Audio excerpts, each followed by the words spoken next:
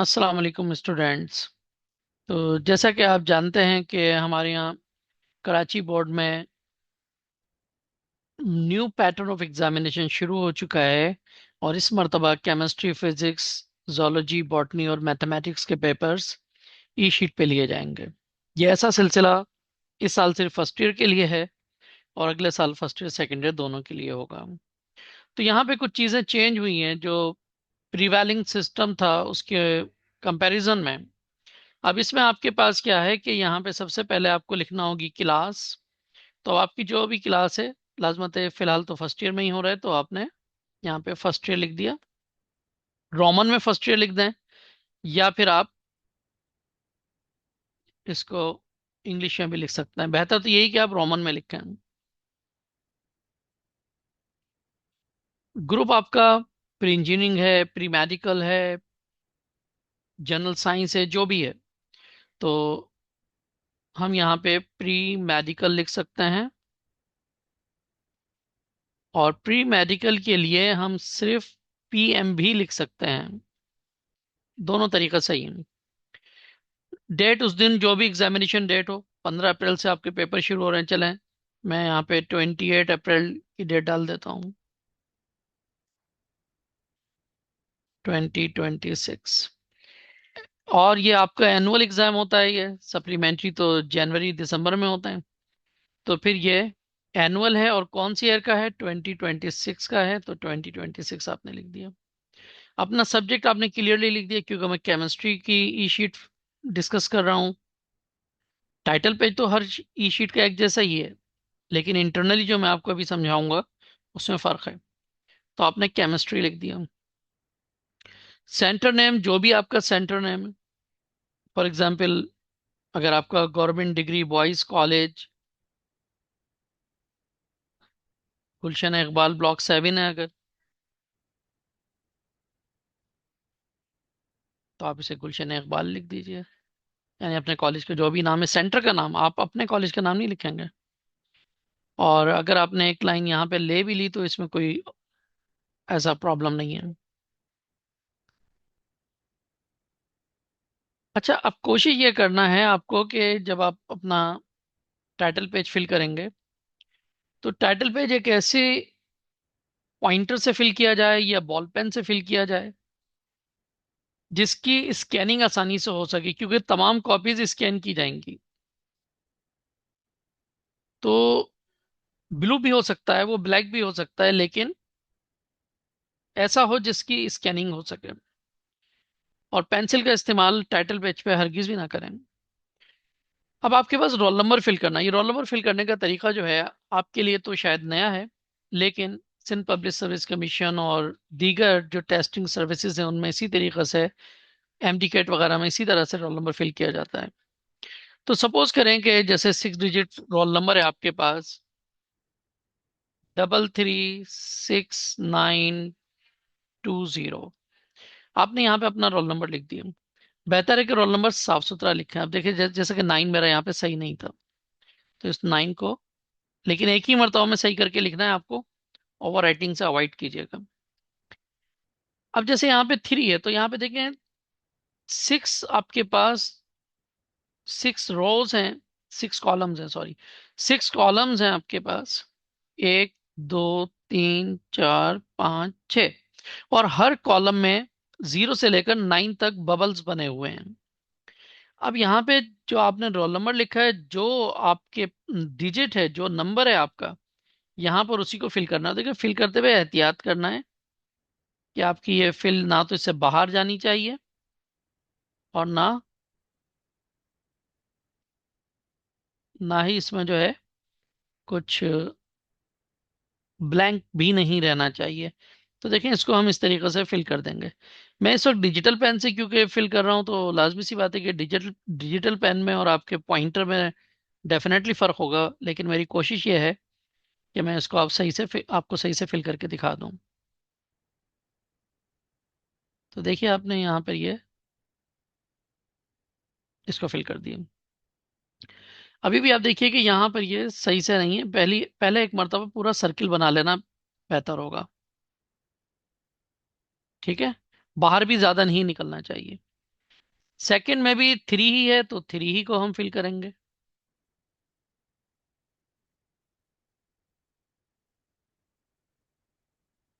थोड़ा बहुत हल्का फुल्का सा बाहर जा भी सकता है, इसमें कोई प्रॉब्लम नहीं है। लेकिन ये जहन में रखिएगा कि फिल पूरा होगा, क्योंकि ये ऑटोमेटिकली जो है स्कैनिंग होगी। तो उसमें अगर आपने ब्लैंक छोड़ दिया तो कहीं ऐसा ना हो कि आपके वो रोल नंबर ही स्कैन ना हो और आपको कोई एब्सेंट टाइप की किसी एरर का जो है सामना करना पड़े। तो ये फिल करना जो है, आप मेरा आपको मशवरा यही है कि आप लोग जो हैं इसकी मल्टीपल शीट्स प्रिंट निकालिए और इसको कॉपी कीजिए, इसकी कॉपी करवा लीजिए और इसकी प्रैक्टिस कीजिए। अब देखिए, नेक्स्ट डिजिट है, थर्ड डिजिट आपके पास 6 है। तो फिर यहाँ पे 6 को इसी तरीके से फिल करना है। अब देखिए बाहर निकल गया, मेरे पास तो ऑप्शन है कि मैं जो इसको रिमूव कर सकता हूँ, लेकिन आप डायरेक्ट पेन से जब करेंगे आपके पास ऑप्शन नहीं होगा। तो आप देखें यहाँ पे आपको इसको इस तरह से फिल कर लेना है। आपने आउटलाइन इसकी अगर फिल कर ली है तो फिर अंदर से फिल करना इतना मुश्किल नहीं होता है। बेहतर तो यह है कि आप इसको सर्कुलर मोशन में ही जो आप रखें, तो ये पूरा जो है फिल हो जाएगा। तकरीबन इसका 80 to 90% जो है अगर फिल होगा तो ये स्कैन हो सकता है, अदरवाइज नहीं। Now the fourth digit is 9, तो हम यहाँ पे 9 को जो है फिल कर देंगे।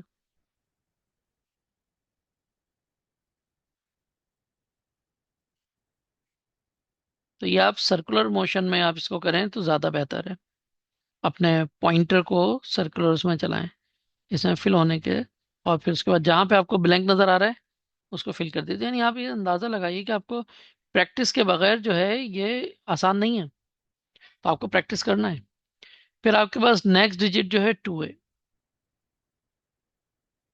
तो आपने टू टू को फिल कर लेना है।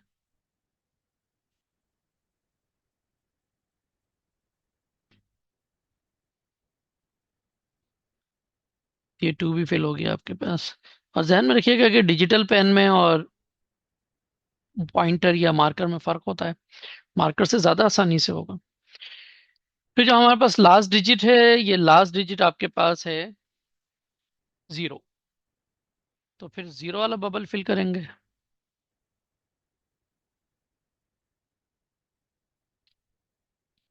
जब भी हमारे स्कैनर्स पे जाएगी बोर्ड ऑफिस के, तो ये ऑटोमेटिकली जो है स्कैनर इसको डिटेक्ट कर लेगा। तो देखें आपने यहाँ पे हर सर्किल को कंप्लीटली फिल किया है। तो इस तरह से आपका रोल नंबर हो गया। अच्छा, यहाँ पे देखें इन्होंने ये वाजे भी किया हुआ है कि करेक्ट मेथड यही है कि आप इसको कंप्लीटली फिल करें। आपने किसी ने डॉट लगा के छोड़ दिया तो ये भी गलत है, किसी ने लाइन लगा दी ये भी गलत है, किसी ने टिक कर दिया तो ये भी गलत है, या उसने जो है सिर्फ ये इस तरह से सर्किल कर दिया तो ये भी सही नहीं है, सेंटर में सिर्फ सर्किल कर दिया ये भी सही नहीं है। क्योंकि देखें ये मैनुअली चेक नहीं होना है, इसे जो है ओएमआर का मतलब क्या होता है? ओएमआर का मतलब है ऑप्टिकल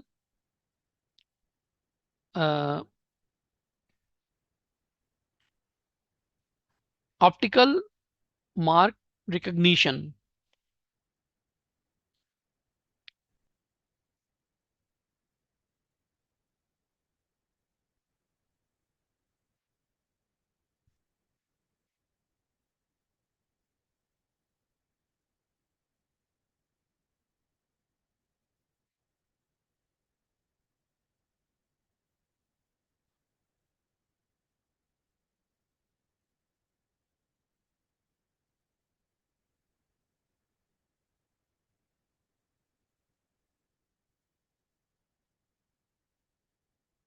ओके, तो अब यहाँ पे आप ये देखिए कि यहाँ पे इसका मतलब है ऑप्टिकल मार्क रिकग्निशन। तो ऑप्टिकल यानी कि जो भी स्कैनिंग प्रोसेस होगा उसमें जो है ये, जैसे फोटोकॉपियर, फोटोकॉपियर क्या करता है? लाइट के थ्रू वर्क करता है। तो इसी तरीके से यहाँ पर भी ये लाइट के थ्रू वर्क करेगा। अच्छा, फिर आ जाइए यहाँ पर नीचे की तरफ आ जाइए। यहाँ पे कुछ वार्निंग्स लिखी हुई हैं कि बोर्ड के कवानीन के मुताबिक इस सफ़े के अलावा जवाबी कॉपी के अंदर अपना नाम और रोल नंबर लिखना है कोई शनाख्ती अलामत बनाना सख्त ममनू और काबिल सजा है। तो किसी भी एग्जामिनेशन में रोल नंबर के अलावा कुछ भी नहीं लिखा जाता है। देखिए, नाम भी नहीं लिखा गया, कहीं पे भी नाम का ऑप्शन ही नहीं है। ठीक है, आपका रोल नंबर होगा ही, और ये रोल नंबर भी सिर्फ फर्स्ट पेज पर होगा, और जहां पर आप मल्टीपल चॉइस क्वेश्चंस सॉल्व करेंगे वहां होगा। डिजिटल कॉपी के अंदरूनी सफ़े पर ओएमआर शीट के मुख्तस जगह पर रोल नंबर और हिदायत से मुतालिक तफसीलात दर्ज है, यानी कि इसका जो बैक पेज है उसमें तफसीलात दर्ज हैं। वो तफसीलात जो है वो भी हम देख लेंगे। फिर सबसे नीचे आ जाइए, तो यहाँ पे कैंडिडेट का सिग्नेचर होना है। आप जैसे भी सिग्नेचर, जो भी आपका सिग्नेचर है वो कर सकते हैं। ठीक है, फॉर एग्जाम्पल अगर मैं अपना सिग्नेचर करूँ तो कि मैंने अपना सिग्नेचर कर लिया यानी एज अ कैंडिडेट, और सपोज करें कि मैं इन्विजिलेटर हूँ, तो आपके इन्विजिलेटर को यहाँ पे सिग्नेचर करना होगा। ठीक है, और यहाँ पर अगर इन्विजिलेटर डेट भी डालना चाहें तो इन्विजिलेटर डेट भी डाल सकते हैं, लेकिन ये इन्विजिलेटर का काम है। और बेहतर तो यही है कि इन्विजिलेटर डेट भी डालें, ताकि अगर किसी किस्म की अगर कहीं क्रॉस चेक करना हो तो वो आसानी से क्लियर हो जाएगा। ओके, तो इस तरीके से ही आपके ये टाइटल पेज कंप्लीट हुआ। तो टाइटल पेज को हमें इसी तरीके से करना होगा। अब आप लोगों को एक चीज़ और मालूम होनी चाहिए कि क्योंकि ये सिस्टम पहली मर्तबा आया है, तो इसका जो बैक साइड पर जो पेज मौजूद है उस पर भी आपको नोट करना है कि हमें हिदायत क्या दी गई हैं। और ये हिदायत बेहतर ये है कि एग्जामिनेशन हॉल में बैठने से पहले आप अभी से इनको डिस्कस कर लीजिए। तो अब नेक्स्ट पार्ट में मैं इनकी इन जो भी हिदायत इंस्ट्रक्शंस हैं उनको मैं डिस्कस करने जा रहा हूँ। अच्छा, अब देखें यहाँ पे जो आपके टाइटल पेज के बैक साइड पर ये इंग्लिश, वो सबसे पहले उर्दू में, फिर सिंधी में और इंग्लिश में, तीनों लैंग्वेजेस में, तीनों जबानों में आपको ये हिदायत जारी की जा चुकी हैं। तो ये हिदायत ज़रूर पढ़ना है। एक तो इसलिए भी क्योंकि फर्स्ट ईयर वैसे भी आप लोगों का मैट्रिक सिस्टम से चेंज है। दूसरा ये कि फर्स्ट ईयर में भी चेंजेस आ चुकी हैं। तो अब देखिए, यहाँ पर सबसे पहले यहाँ पर जो पॉइंट इन्होंने रेस किया है कि वर्क के दोनों तरफ, वर्क यानी कि जो सफ़ा होता है, पर्चा, असल में वर्क कहते हैं। जो शीट होती है उसको वर्क कहते हैं, वर्क। और जो एक वर्क में दो सफ़ात होते हैं, एक फ्रंट हो जाएगा और उसका बैक हो जाएगा। तो यानी ये एक वर्क है जिसका टाइटल पेज आप फिल कर चुके हैं, और ये उसकी बैक साइड पर बैक बैक पेज मौजूद है ये। तो ये पिछला सफ़ा उसका मौजूद है। तो वर्क के दोनों तरफ जवाबात लिखें। लाजमी सी बात है, उन्होंने क्वेश्चन नंबर भी डाला हुआ है, तो उसके लिहाज से आपको दोनों तरफ ही लिखना होगा जो क्वेश्चन अटेम्प्ट करना है। अभी हम आगे जब ई शीट को देखेंगे तो उसमें और क्लियर हो जाएगा। कॉपी के अंदर अपना नाम, सीट नंबर या कोई निशान वगैरह ना छोड़िए, वरना नाजायज जराए यानी अनफेयर मीन्स में शुमार होगा, जिसकी कम से कम सजा पेपर की मनसूखी है। यानी वो पेपर तो आपका फिर कैंसिल हो जाएगा। और कैंसिल होने का मतलब यह है कि आपको फिर ये अगले साल देना होगा। ये कम से कम सजा है। ज्यादा से ज्यादा सजा ये भी है कि बोर्ड ये इख्तियार रखता है कि आपको 3 साल के लिए नाअहल करार दे दिया जाए। और भी बहुत सारी सजाएं हैं जिसके बारे में एक अलग वीडियो में डिस्कशन किया जा सकता है, लेकिन फिलहाल यही है। बहरहाल हम ऐसा काम ही क्यों न करें जिसमें कोई सजा की तरफ जाएं हम। कॉपी का कोई सफ़ा हरगिज ना फाड़ा जाए। ऐसे सफ़ात पर खत खींचकर काट दें जिन्हें आप चाहते हैं कि ना पढ़े जाएं। ना पढ़े जाएं का मतलब है जिनको असेस ना किया जाए, जिनकी चेकिंग ना की जाए। आपने कोई क्वेश्चन अटेम्प्ट किया और आप चाह रहे हैं कि उसको कैंसिल कर देना है, तो उसके लिए आप क्या करें कि उसको क्रॉस कर दीजिए। खत खींचना यानी कि एक लाइन, उस पर जो लाइन ड्रॉ कीजिए, और लाइन ड्रॉ करके जो है उसको वहां पे लिख दीजिए कि this question has been cancel. या ये भी ना लिखें, बस आपने लाइन ड्रॉ कर दी और अपना साइन कर दिया। अभी इसको हम अगर इस वाले पॉइंट के साथ पढ़ेंगे आगे तो और क्लियर हो जाएगा। पहले आप इंडिविजुअली हर पॉइंट को पढ़ लेते हैं। तमाम कॉपियां, चाहे आपने उन पर कुछ लिखा हो या ना लिखा हो, जरूर उनको अपने निगरान को वापस लौटाइए। यानी आपके पास जो कॉपी दी गई है, आपने अगर इस कॉपी पे कुछ लिखा है या नहीं लिखा है, आप उसको वापस जरूर, मतलब क्या हुआ इसका, बाद स्टूडेंट है वो कुछ भी नहीं लिखते हैं और वो वापस एग्जामिनेशन हॉल से वापस जाना चाहते हैं, तो आप कॉपी वापस देकर जाएंगे। और अगर आपने कुछ लिख दिया है, यानी आपने उसको पेपर को अटेम्प्ट किया, भले आपने 4 क्वेश्चन अटेम्प्ट किए या फुल पेपर अटेम्प्ट किया है, तो भी आपको वापस करना है। ये एक आम सी प्रैक्टिस है, ये कोई नई बात नहीं है। पर्चे तकसीम होने के आधे घंटे या आखिरी 10 मिनट में किसी उम्मीदवार को कमरे से बाहर रहने की इजाजत नहीं है। मतलब क्या हुआ इसको, यानी जब पेपर डिस्ट्रीब्यूट हो गया है तो आधे घंटे तक आप कमरे से बाहर नहीं जा सकते हैं कि सर पानी पीने जाना है, वॉशरूम जाना है। तो पेपर डिस्ट्रीब्यूशन के आधे घंटे तक आप बाहर नहीं निकलेंगे। तो आप तमाम अपनी ज़रूरियात से, तमाम किस्म की हाजात से फारिग होने के बाद आप एग्जामिनेशन रूम में आप दाखिल हो। और फिर उसके बाद, क्योंकि पेपर फौरन ही टाइम पर मिल जाता है, तो उसके बाद आपको इजाज़त नहीं होगी। और आखिरी 10 मिनट में भी किसी को बाहर रहने की इजाज़त नहीं है, क्योंकि आखिरी 10 मिनट में मल्टीपल चॉइस क्वेश्चंस हो रहे होंगे, तो लाजमत उससे गलत या नाजायज जराए का इस्तेमाल हो सकता है। तो इस वजह से ये आखिरी 10 मिनट में भी आपको इजाज़त नहीं दी जाएगी। तो इसके लिए किसी इन्विजिलेटर से, या जो भी वहाँ पे टीचर वगैरह मौजूद हो, इन्विजिलेटर ज़्यादातर टीचर्स ही होते हैं, तो उनको डिस्टर्ब करने की ज़रूरत नहीं है आपको। इम्तिहान के कमरे में किसी किस्म का नोट, यानी कुछ भी कागज़ पे लिखा हुआ है, कहीं पे भी लिखा हुआ है, किताबें, किसी भी किस्म के नक्शे या डायग्राम्स वगैरह, वो लाना जुर्म है। मना नहीं लिखा हुआ है, जुर्म लिखा हुआ है, तो जुर्म के लिए फिर according to the law legal action हो सकता है। उन्हें कमरे के बाहर ही छोड़ दीजिए। लाजमन है, बहुत सारे स्टूडेंट्स एंड टाइम तक जो है अपनी गाड़ियों में या पब्लिक ट्रांसपोर्ट में आ रहे हैं, तो उसमें भी पढ़ते हुए आते हैं, या वो जल्दी पहुंच जाते हैं तो कहते हैं हम आखिर तक थोड़ा सा रिवाइज कर लें। तो ठीक है, आप ले आए थे, लेकिन अब इसको आपको अपने एग्जामिनेशन रूम के बाहर ही छोड़कर आना है। इजाज़त एग्जामिनेशन रूम में भी लेके जाने की नहीं होती। तो इसलिए इसकी जिम्मेदारी भी आपके ऊपर है कि अगर आपकी कोई चीज़ मिस हो जाती है, लॉस हो जाती है, तो एग्जामिनेशन सेंटर उसके लिए जिम्मेदार नहीं है। अगर कोई उम्मीदवार इन चीज़ों से मदद लेता हुआ पाया गया, यानी उसे छुपा कर अपने पास रख लिया था और बाद में वो इससे मदद ले रहा है, तो उसको एग्जामिनेशन हॉल से निकाला जा सकता है। या किसी और को पर्चे में मदद देता हुआ पाया गया या मदद लेता हुआ पाया गया। आमतौर पर स्टूडेंट कहते हैं सर बस एक बात, वो एक बात भी नहीं होनी चाहिए।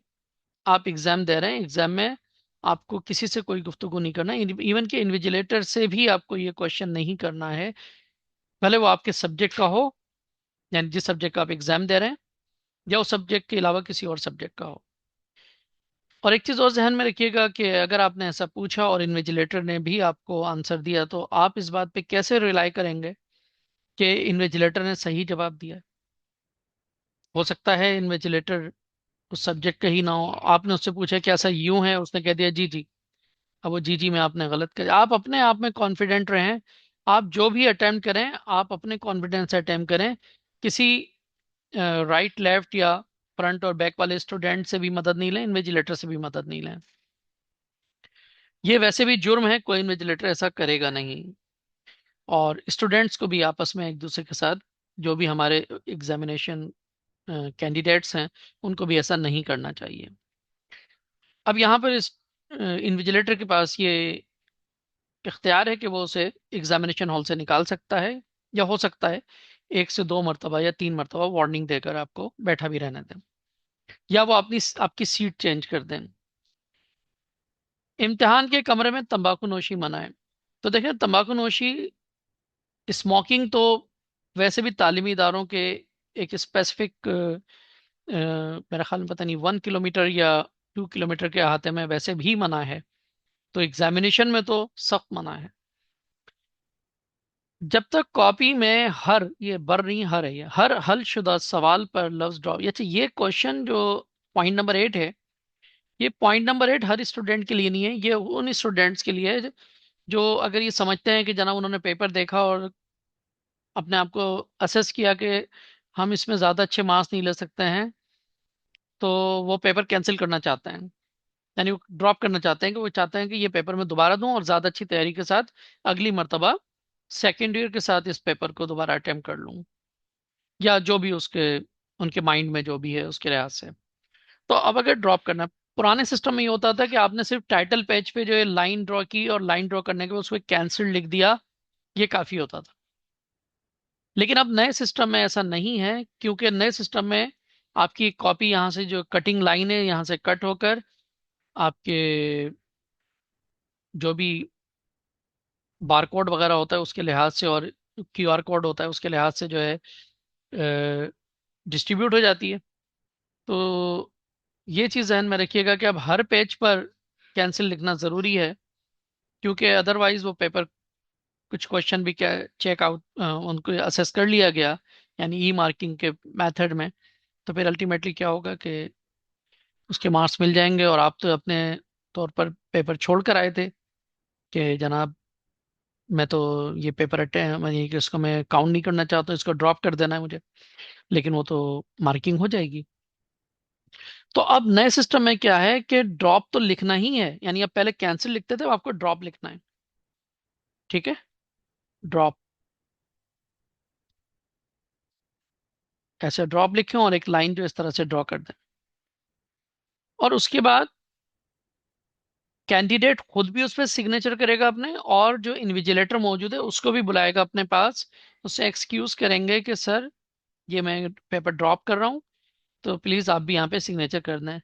तो जितने पेजेस पे भी आपने लिखा हुआ है उन तमाम पे आप यही लिखेंगे ड्रॉप, लाइन ड्रॉ करेंगे, और वहां पर उस पेज पर विद इन द स्पेस आप अपने सिग्नेचर करेंगे और इन्विजिलेटर के सिग्नेचर होंगे। टाइटल पेज तो थे ही आपके और इन्विजिलेटर के सिग्नेचर, लेकिन यहाँ भी आप अपने और इन्विजिलेटर के सिग्नेचर आपके रिक्वायर्ड हैं।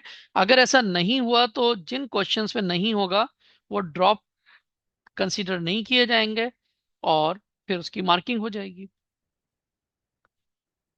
सवाल या उसका हिस्सा मंसूख करने के बाद उस पर उम्मीदवार और निगरां के दस्तखत लाजिम हैं, यानी कोई क्वेश्चन वो कैंसिल करता है तो वहां पर आपको क्रॉस कर देना कि जी मैं गलती से मैंने अटेम्प्ट कर दिया था, लेकिन मैं समझता हूँ कि मैं इससे बेहतर दूसरा क्वेश्चन अटेम्प्ट कर सकता हूँ, तो मैं इसको क्रॉस कर रहा हूँ। ये बातें मैं आपको दोबारा भी आगे जब ई शीट में सॉल्व पेपर दिखाऊंगा तो उसमें भी मैं आपको ये बातें बताऊंगा। अच्छा, हर सवाल के लिए जगह मुख्तस है, यानी उन्होंने क्वेश्चन नंबर हर शीट पे डाला हुआ है। आप अगर क्वेश्चन नंबर 2 अटेम्प्ट कर रहे हैं तो पहले क्वेश्चन नंबर 2 ही अटेम्प्ट कीजिए, 5 अटेम्प्ट कर रहे हैं तो 5 अटेम्प्ट कीजिए, आपकी मर्जी, लेकिन अटेम्प्ट उसी जगह पे करना है, उसी पेज पे करना है जहां उसका क्वेश्चन नंबर मौजूद है। तो अब इसके साथ साथ अच्छा एक और सबसे इम्पोर्टेंट, मोबाइल फोन कमरे इम्तिहान में लाना मना है। तो ये बात भी जहन में रखिएगा कि मोबाइल फोन हमेशा से मना है, और अगर आप लोग मोबाइल फोन लाते हैं तो या तो उसको आप बाहर कहीं पे किसी को सबमिट करवा कर आते हैं, जिसकी रिस्पॉन्सिबिलिटी एग्जामिनेशन सेंटर नहीं लेता है। हंड्रेड्स ऑफ स्टूडेंट्स होते हैं, कम से कम भी अगर सेंटर है तो जनाब 400 तक स्टूडेंट्स हैं, तो 400 स्टूडेंट्स के मोबाइल्स को किस निशानी के साथ वहां पे रखा जाए, कि ये डिफिकल्ट टास्क होता है। तो इस वजह से आप लोग मोबाइल फ़ोन लेकर ही मत आएं। अगर आपके मोबाइल में ऐसे डॉक्यूमेंट्स मौजूद हैं जिनके ज़रिए आप तैयारी करना चाहते हैं, तो जहन में रखिए कि आखिरी वक्त के लिए अगर तैयारी आप कम से कम उस वक्त मोबाइल से ना करें, आप रिटर्न मटेरियल ज़रूर वहाँ पे लाएं, ताकि अगर वो बाहर से ज़ाया भी हो जाता है तो आपको या हमें किसी को भी अफसोस ना हो। तो मोबाइल फ़ोन लेकर ही नहीं आना है, ठीक है। अब मैं आपको कॉपी भी दिखा देता हूँ, और फिर उसके बाद नेक्स्ट वीडियो लेक्चर में नेक्स्ट वीडियो में हम जो है फिर आगे कॉपी में किस तरह से लिखना है वो भी डिस्कस करेंगे। अच्छा, अब देखिए यहाँ पर ये आपके पास जो ई शीट दी जाएगी उसकी उसकी टाइटल शीट है ये, जो कि आप देख चुके हैं। इसको हम आपको फिल करना भी सिखा चुके हैं। फिर इसके बाद आ जाइए, ये इंस्ट्रक्शन का पेज आ गया। इंस्ट्रक्शंस आप ऑलरेडी अभी मैं आपको एक्सप्लेन कर चुका हूँ। ये इंग्लिश में भी हैं, अगर उर्दू में किसी को समझ में नहीं आ रहा है तो वो इंग्लिश में यही चीज़ें देख सकते हैं। अब आ जाइए, यहाँ पे ये आ गया क्वेश्चन नंबर 2 पार्ट 1, यानी सेक्शन बी का पार्ट है ये। और क्वेश्चन नंबर 2 पार्ट 1, इसके लिए आपके पास ये फुल पेज दिया हुआ है। ये फुल पेज देने का मतलब ये नहीं है कि इस पेज को भरना भी पूरा जरूरी है। आपको फॉर फॉर एग्जांपल केमिस्ट्री के फर्स्ट क्वेश्चन में अगर आपको डेफिनेशंस दी हुई हैं, 4 डेफिनेशंस करना होती हैं आउट ऑफ 5, तो आपने 4 डेफिनेशंस यहाँ पे लिख देना है। अब वो 4 डेफिनेशंस हो सकता है आपकी यहाँ पे आधे पेज पे ही खत्म हो जाए, हो सकता है फुल पेज हो जाए, लेकिन आपको कोई एक्स्ट्रा शीट नहीं मिलेगी। यानी आपके पास ये मैक्सिमम स्पेस है, इस मैक्सिमम स्पेस में ही आपको अपना पूरा काम करना है। ये नहीं हो सकता कि आपको एक्स्ट्रा शीट मिल जाए कि जनाब आपने आपने आंसर ज्यादा लिख दिया था, या आपने एक दो जगह क्रॉस करने के बाद दोबारा लिखा, फिर क्रॉस करने के बाद दोबारा लिखा, तो definitely it will consume the space. तो अब इसके लिए क्या करें? इसके लिए आपको प्रैक्टिस करना है। अभी से प्रैक्टिस कीजिए, फिर जाके आपके आंसर जो हैं एक पेज पे एकोमोडेट होंगे। मैं आपसे ये नहीं कहूंगा कि आप ये जनाब इतने एक्सपेंसिव जो फोटो स्टेट करवाइए और फिर आप जो इसका प्रैक्टिस कीजिए। आप यहाँ पे लाइनें काउंट्स कर लीजिए, और जो आपके पास दीगर जो कंपेरेटिवली चीप रेट्स के ऊपर जो है आपको मार्केट में पेजेस मिलते हैं, या उस टाइप की अगर आपके पास इस साइज की कॉपीज मौजूद हैं, तो आप उसमें कर लीजिए, उसमें कोई ऑब्जेक्शन की बात नहीं है।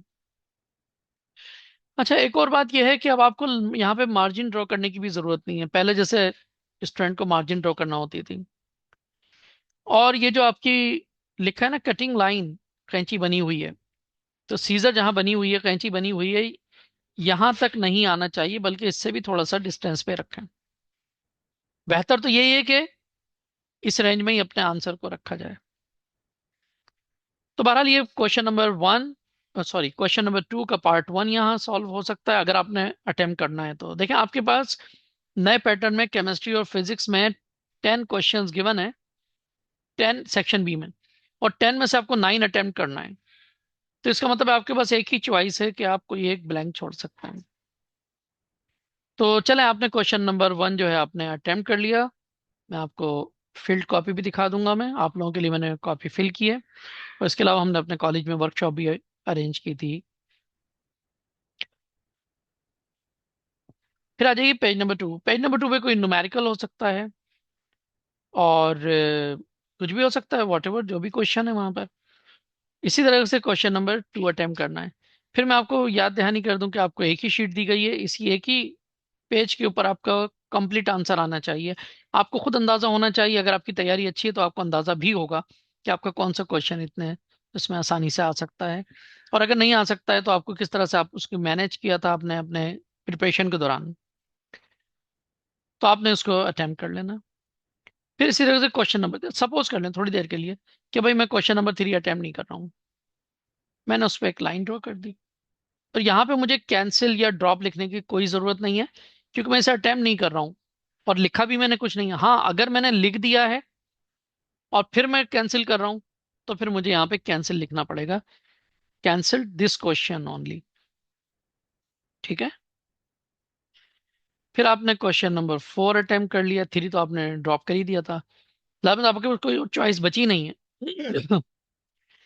अच्छा, एक चीज और भी जहन में रखिएगा, बास क्वेश्चन में क्या होता है कि उन्होंने क्वेश्चन नंबर 5 दिया, तो 5 में उन्होंने 2 क्वेश्चन दे दिए, बीच में और दे दिया है। अगर आप मॉडल पेपर को भी देख लें तो उसमें सपोज कर लें कि यहाँ पे क्वेश्चन था, सपोज करें कि इलेक्ट्रॉनिक कॉन्फ़िगरेशन का, और यहाँ पे ये डिफरेंसेस का क्वेश्चन है, इनके दरमियान और लिखा हुआ है। अब आप इनमें से कोई एक अटेम्प्ट करेंगे तो भाई आप अटेम्प्ट कर लीजिए, जो सभी करना है, इसमें कन्फ्यूजन की कोई जरूरत नहीं है। बाज स्टूडेंट सोचते हैं कि जनाब वो टीचर वाला क्वेश्चन ना समझते, लेकिन टीचर कुछ नहीं समझेगा कि कॉपी स्कैन होकर टीचर के पास जाएगी और एक जैसे क्वेश्चन एक जैसे एट अ टाइम जाएंगे। तो जो भी वहाँ पे सीडर होता है जो कॉपी यानी कि अपलोड होने के बाद उसको सॉर्ट आउट वगैरह करते हैं, एक पूरा प्रोसीजर है उसका। उस प्रोसीजर की आपको कोई ज़रूरत नहीं है, तो इस वीडियो में हम आपको बिल्कुल इसको डिस्कस नहीं करें। हाँ, असातिज़ा के लिए इसको ज़रूरत है जो भी असेसमेंट के लिए आएंगे, ई मार्किंग के लिए आएंगे। तो आपके पास क्वेश्चन वही आएगा, टीचर्स के पास क्वेश्चन वाइज जो है ये कॉपी जाएगी, आपकी पूरी कॉपी एक टीचर के पास नहीं जाएगी। तो अब आपके पास जो भी क्वेश्चन अटेम्प्ट करेंगे। अच्छा, नंबर टू ये है कि कंफ्यूजन इसलिए भी नहीं है कि लाजमत एक क्वेश्चन देखकर क्या असेसमेंट करने वाले को अंदाजा नहीं होगा। असेसमेंट करने वाला भी कम से कम भी 4 से 5 साल तो उसका एक्सपीरियंस होगा। वैसे तो हमारे पास 25 और 30 साल एक्सपीरियंस वाले भी प्रोफेसर्स मौजूद हैं, और प्रोफेसर्स ही मार्किंग असेसमेंट करते हैं, जहन में रखिएगा। अपने जहन से इन बातों को निकाल दें कि जनाब ये असेसमेंट जो है किसी और तरीके से होती है, कोई और करता है। ये असेसमेंट टीचर्स ही करेंगे और टीचर्स ही करते हैं। तो अब आप ये देखिए कि यहाँ पर जब आपने कोई क्वेश्चन अटेम्प्ट किया तो आपने भले और का कोई सा भी क्वेश्चन अटेम्प्ट कर लिया, क्वेश्चन नंबर 5 में दो दिए हुए थे, तो आपने कोई ना कोई तो वर्ड्स लिखे होंगे ना। तो it can be identified easily by the teacher, by E marker and by the senior E marker और द सीडर। तो वो इसको आराम से कर सकते हैं। तो इसलिए आपको कंफ्यूज होने की जरूरत नहीं है, और है तो आप अपना क्वेश्चन सीधा सीधा अटेम्प्ट करें, वहां पे क्वेश्चन लिखने की आपको कोई जरूरत नहीं है। फिर इसी तरीके से क्वेश्चन नंबर 7, 8, 9, 10 तक हो गए। ठीक है, अब आ जाएं next, question number 3। Question number 3 जो है ये सी सेक्शन में आ रहा है, और सी सेक्शन में आपको आपके इल्म में होना चाहिए कि सी सेक्शन में आपको 4 क्वेश्चंस अटेम्प्ट करना है, फिजिक्स में भी केमिस्ट्री में भी। और ये जो है एक्सटेंडेड आंसर्ड क्वेश्चंस हैं, यानी एक्सटेंडेड रिस्पॉन्स कहलाता है ये। तो इसमें क्या होगा कि आपको 3 पेजेस दिए हुए हैं, page number 1, page number 2, page number 3। तो देखिए यहाँ पे मेंशन भी किया हुआ है, page 3 of the 3, 2 of the 3, 1 of the 3। यहां पर आपको हो सकता है कि आपका आंसर 1.5 पेज में कंप्लीट हो जाए, हो सकता है आपका आंसर 2 पेजेस में चला जाए, या हो सकता है आपका आंसर पूरे 3 पेजेस में चला जाए। It depends on the type of the question and your selection as well as your preparation as well. मैं आपसे यही कहूंगा कि आप अभी से अपनी तैयारी इस तरह से करें कि आपका आंसर मैक्सिमम 2 पेजेस में आ जाना चाहिए। लेकिन बाज़ औक़ात अगर एग्जामिनेशन हॉल में ला दो तो स्टूडेंट भी अंडर स्ट्रेस होते हैं। अंडर स्ट्रेस कोई टीचर भी अगर वर्क करेगा तो डेफिनेटली वो इतना एक्यूरेटली वर्क नहीं कर सकता जितना कि घर में बैठकर हम अपना काम कर लेते हैं। तो आप अगर 2 पेज की तैयारी करेंगे तो हो सकता है कि वो आंसर 1.5 पेज में है। ये सब चीज़ें आपको मैनेज करना है, आपके असातिज़ा गाइड करेंगे। और मेरे वो स्टूडेंट्स जो मुझे सुन रहे हैं उनसे मैं कहूँगा कि आप लोग मुझे मेरे पास कॉलेज में इसको चेक करवाइए, और काइंडली मुझे व्हाट्सएप मत भेजिए, मुझे पीडीएफ मत भेजिए। क्योंकि जब आप मेरे पास प्रिंट फॉर्म में लेकर आएंगे, प्रिंट फॉर्म से मेरा मतलब है कि आप हैंड रिटन लेकर आएंगे, तो मेरे लिए उसमें आपको गाइड करना आसान होगा। तो बहरहाल, तो यहाँ पर आपको 4 क्वेश्चंस अटेम्प्ट करना है, जबकि हैं कितने आपके पास, क्वेश्चन नंबर 3, 4, 5, 6, 7। यानी इसका मतलब ये हो गया 5 क्वेश्चंस गिवन है और आपको 4 अटेम्प्ट करना है। तो इसका मतलब है यहाँ पर भी कोई एक आपके पास चॉइस है कि आप कोई से 3 पेजेस ब्लैंक छोड़ सकते हैं, यानी वो अटेम्प्ट ही नहीं करना है क्वेश्चन आपको। तो सपोज करें कि हमने क्वेश्चन नंबर 3 हमने अटेम्प्ट नहीं किया, तो इसके तीनों पेजेस पर हम लाइन ड्रॉ करेंगे। सॉरी, ये मैं कुछ आगे आ गया हूँ। देखिए, मैंने क्वेश्चन को सही से देखा नहीं। तो एग्जामिनेशन हॉल में तो आपके पास वापस पीछे जाने का चांस नहीं होगा। तो अब देखिए आप यहाँ पर के क्वेश्चन नंबर पेज नंबर 1 तो ये था, तो ये क्रॉस करना है, पेज 2 क्रॉस करना है, पेज 3 हम क्रॉस कर चुके हैं। अच्छा, यहाँ क्वेश्चन नंबर 4 आ गया, अब आपने क्वेश्चन नंबर 4 को अटेम्प्ट करना है। सपोज करें कि क्वेश्चन नंबर 4 आपने अटेम्प्ट किया, ये सब लिखते गए लिखते गए, ये पूरे एंड तक पहुंच गए। बेहतर है कि इस लाइन के नीचे ना लिखें, जहां तक लाइंस हैं वहीं तक लिखें। फिर नेक्स्ट पेज पे चले जाएं, आप ये वाली लाइन यूटिलाइज कर सकते हैं। इस पेज पे लिखा, यहाँ लिखा, यहाँ लिखा, until your answer is completed here। यहाँ पे आपका आंसर कंप्लीट हो गया, यहाँ पे आपके पास स्पेस बची हुई है। आपको अब ये स्पेस किसी नेक्स्ट क्वेश्चन के लिए यूज नहीं करना है। आपने चले जाना है इस पेज पे, क्योंकि अब ये पेज यूज नहीं करना, आपका आंसर वहां कंप्लीट हो चुका है। इस पर भी लाइन ड्रॉ कर दीजिए। कहा था ना वो खत खींचना, उर्दू में तो इंग्लिश में कहते हैं लाइन ड्रॉ करना, तो आपने इस लाइन ड्रॉ कर देना है। फिर आपने क्वेश्चन नंबर 5 अटेम्प्ट किया। 5 जो है अटेम्प्ट कर रहे हैं, हो सकता है आपने कंप्लीट अटेम्प्ट ना किया, एक ही पेज है, तो आप नेक्स्ट पेजेस को जो क्रॉस कर दें। और अगर आपने पूरा ही उसमें ये पेज भी फिल कर दिया है, थर्ड पेज भी फिल हो गया है, बास क्वेश्चंस ऐसे होते हैं, जब तो 3 पेजेस जो हैं एलोकेट किए गए हैं, वरना तो हम 3 पेजेस एलोकेट ही नहीं करते आपको। क्वेश्चन की बास क्वेश्चंस की रिक्वायरमेंट होती है, तो इसलिए हमने हर पेज के लिए 3 पेजेस दिए। तो इसका हरगिज ये मतलब नहीं है कि अगर आपने 3 पेजेस यूटिलाइज नहीं किए तो आपको मार्क्स कम मिलेंगे। अगर आपका आंसर टू द पॉइंट है तो आपको मार्क्स दिए जाएंगे। हाँ, आपके आंसर में कोई इंपॉर्टेंट पॉइंट था जो आपने मिस कर दिया, कोई न्यूमेरिकल में इंपॉर्टेंट स्टेप था जो आपने मिस कर दिया है, कोई और क्वेश्चन था जहाँ पे डायग्राम जरूरी थी आपने मिस कर दिए, तो फिर तो मार्क्स डिडक्ट होंगे। लेकिन इस चीज के मार्क्स नहीं होते कि आपने 3 पेजेस यूज किए हैं या नहीं किए हैं, इससे कोई फर्क नहीं पड़ता। मैं आपको अभी अपनी सॉल्व की हुई कॉपी भी दिखाऊंगा नेक्स्ट वीडियो में। फिर इसी तरीके से क्वेश्चन नंबर 6 हो गया। 6 के 3 पेजेस हैं, फिर 7 के 3 पेजेस हैं। फिर एक ग्राफ पेपर है। ग्राफ पेपर केमिस्ट्री के पेपर में यूजुअली इसका एक आध जगह पे यूज हो, अगर ऐसा कोई क्वेश्चन दे देते हैं तो चांसेस जरा कम है, कम से कम इस साल तो चांसेस कम है। लेकिन बहरहाल मैं इस बारे में कोई हतमी बात नहीं कह सकता हूँ। It depends on the paper setter, यानी कि जो पेपर बनाएंगे, पेपर को सेट करेंगे, और जो मॉडरेटर होंगे जो पेपर को सिलेक्ट करेंगे, ये सब उनके ऊपर डिपेंड करता है कि वो कौन से क्वेश्चंस को सिलेक्ट करते हैं, कौन से पेपर को सिलेक्ट करते हैं। बहरहाल वो एक अलग प्रोसेस है जिसका आपसे कोई ताल्लुक नहीं। अब आ जाइए कि आखिर के 20 मिनट्स में ये आपको ओएमआर शीट एक और दी जाएगी। ये एमसीक्यूज की ओएमआर शीट है। यहाँ पर आपको क्या करना है कि देखें, ये वाला काम तो वैसे ही है जैसे कि आपको टाइटल पेज पे मैंने सिखाया था कि यहाँ पे आपको रोल नंबर फिल करना है, तो यहाँ पे अपना रोल नंबर दोबारा फिल करेंगे आप। यहाँ पे डेट, अच्छा आप ये मत सोचिएगा कि जनाब हमने टाइटल पेज तो फिल कर दिया था, अब इसको यहाँ पे ब्लैंक भी छोड़ दें तो कुछ नहीं है। आप बिल्कुल नहीं ऐसा सोचें। क्यों? क्योंकि ये वाला जो पेज है ये डिजिटल चेकिंग होगी। बाकी जो चेकिंग होगी वो ई मार्किंग, और ई मार्किंग पे चेकिंग किस तरह से होती है ये मैं आपको किसी और वीडियो में बताऊंगा। लेकिन याद रखिएगा वो होती मैनुअली है, लेकिन उसमें बस ये होता है कि हमारे हाथ में कॉपी नहीं होती। तो ई मार्किंग किस तरह से होता है ये मैं आपको, फेडरल बोर्ड की एक वीडियो भी वहां पे मौजूद है, वो भी आप देख सकते हैं यूट्यूब पर। और इसके अलावा मैं भी आपको गाइड कर दूंगा किसी और वीडियो में। लेकिन बहरहाल इस वीडियो का मकसद ये नहीं है। तो इस वीडियो में आप देखें, ये वाला काम तो आपको मैं पहले ही बता चुका हूँ, तो इसमें टाइम ज़ाया करने की ज़रूरत नहीं है। लेकिन आ जाइए यहाँ पर एमसीक्यूज के लिए। यहाँ पर आपके पास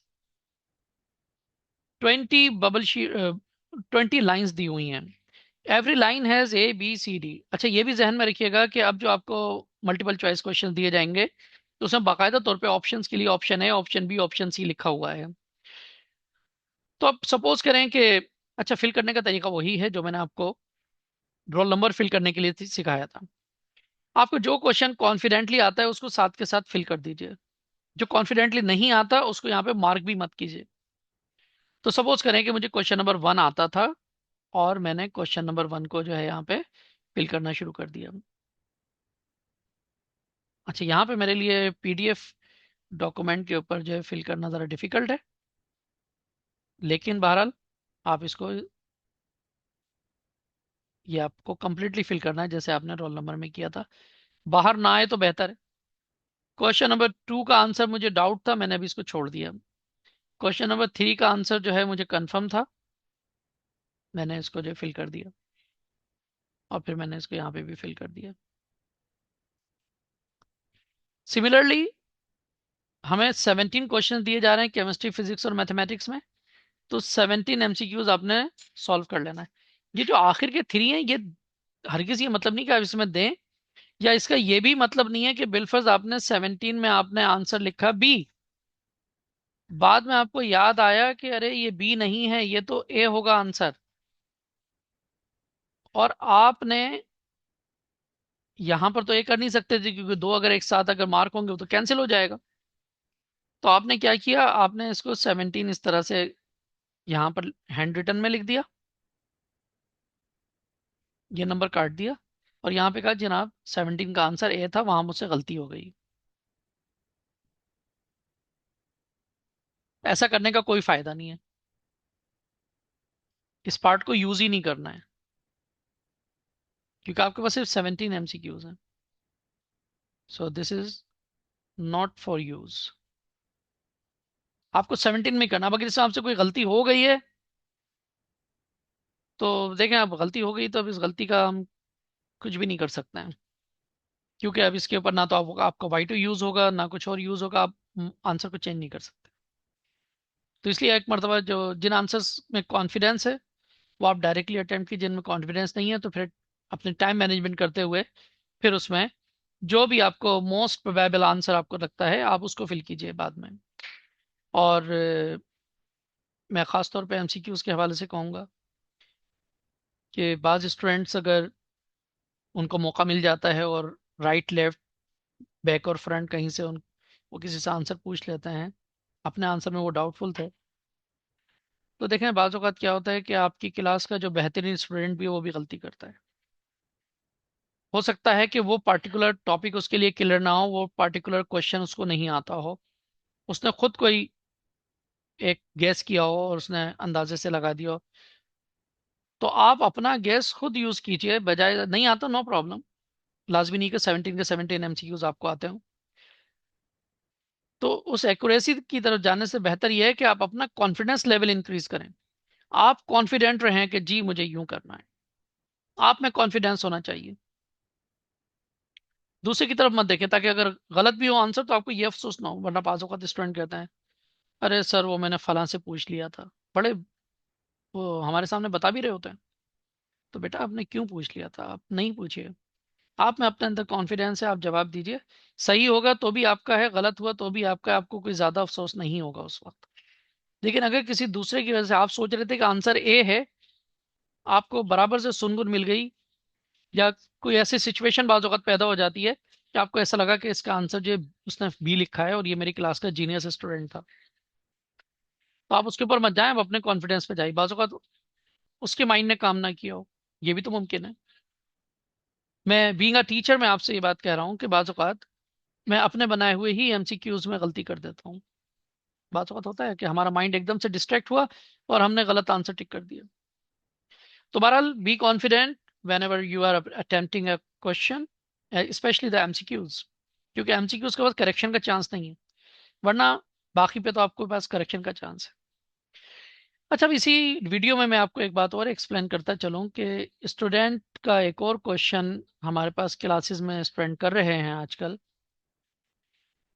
कि हम रफर कहाँ पे करेंगे, क्योंकि एमसीक्यूज में भी रफर करना होता है, बाजू का उसमें कैलकुलेशन है, रफर करना है। तो देखें रफर का आप दो जगह पे कर सकते हैं, एक आप अपने क्वेश्चन पेपर पे कर सकते हैं, फिर यहाँ पे लिखा हुआ है ना नॉट फॉर यूज, ये पेज यूज कर सकते हैं। ग्राफ पेपर, अगर आपने ग्राफ में कुछ नहीं लिखना है, ग्राफ आपको यूज नहीं करना है, आप ये पेज यूज कर सकते हैं।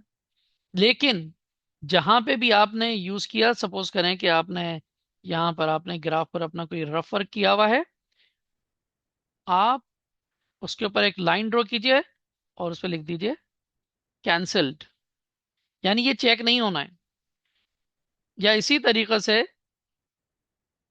सपोज करें कि हमने यहाँ पर ये क्वेश्चन नंबर 4 का ये लाइन हमने अटेम्प्ट नहीं करना थी। अच्छा, बेहतर तो यह है कि आप लॉन्ग क्वेश्चन में ऐसा ना करें, कि आपका लॉन्ग क्वेश्चन जहाँ पे खत्म हो चुका है, सपोज करें यहाँ पे आपका आंसर खत्म हो चुका, तो इसके बाद अगला पेज भी आप इसका तो यूज ना करें तो बेहतर है। ठीक है, लेकिन आपके पास एक पेज और भी था जहां पर आपने, जैसे क्वेश्चन नंबर 3, आप 2 का पार्ट 3 आपने अटेम्प्ट नहीं किया, आप यहाँ पे अपना रफ वर्क कर सकते हैं, आप वहां पे लिख दीजिए रफ वर्क, और रफ वर्क करने के बाद एक, या उससे पहले ही आप इसमें लाइन तो ड्रॉ कर ही चुके थे, तो यहाँ पे आप इसको कैंसिल भी लिख दीजिए, क्योंकि इसे कोई स्कैन होकर आगे ना चला जाए। क्योंकि स्कैन होकर अगर आपने सपोज करें यहाँ पे कुछ भी नहीं लिखा है, ना आपने यहाँ पे रफ वर्क लिखा था, ना आपने जो है इसमें लाइन ड्रॉ की थी, और यहाँ पर आपने कोई रफ वर्क कर लिया है, आपने किसी न्यूमेरिकल को यहाँ सॉल्व करके देखा, अब एग्जामिनर क्या देखेगा कि जनाब ये कॉपी तो हमारे पास स्कैन होकर आ जाएगी ई मार्किंग के लिए। अब हमने देखा क्वेश्चन नंबर 3 तो ये है नहीं, क्वेश्चन नंबर 3 में इसने तो कुछ और ही लिखा हुआ है, तो हम क्वेश्चन नंबर 3 में फिर आपको मार्किंग कर देंगे ना, तो ये गलत हो जाएगा। तो इसलिए अगर आपने इसको यूज कर भी लिया है तो इसको कैंसिल भी लिख दें, ताकि फिर हम इसकी मार्किंग ना करें। ये ई मार्कर के पास वैसे जाएगा ही नहीं, ये पेज फिर, ठीक है। ई मार्कर के पास सिर्फ वो पेज जाएगा जिसमें आपने कैंसिल या ड्रॉप नहीं लिखा हुआ है। जिसपे लाइन ड्रॉप है, लाइन ड्रॉ हुई हुई है, वो भी ई मार्कर के पास नहीं जाएगा, ठीक है। तो ई मार्कर के पास वही जाएगा जिस पर आपने लिखा हुआ है। तो इसलिए अगर आपने लिखा हुआ है और वो आपको, आपका रफ वर्क था, तो फिर ये तो ना तो पेपर सीडर को पता है और ना ही ई मार्कर को पता है। हमारे सामने तो क्वेश्चन आएगा, हम ये भी नहीं सोच सकते कि जनाब इसने किसी और क्वेश्चन का रफ वर्क किया है, ठीक है। हम ये कंसिडर कर सकते हैं कि जनाब आपने जो है रॉन्ग प्लेस पर कोई न्यूमेरिकल जो है अटेम्प्ट कर लिया है। तो बहरहाल इस तरह की हिदायत अपने असातिज़ा से आप लेते रहें। आपके कॉलेजेस में हर उस्ताद काबिल एहतराम और अपनी अपनी जगह पर तजुर्बेकार है। और ये जो ई मार्किंग की जो ट्रेनिंग हम सब ने ली हुई है, और मज़ीद ट्रेनिंग्स भी चल रही हैं, तो तमाम असातिज़ा काबिल हैं, आप उनसे रहनुमाई ले सकते हैं।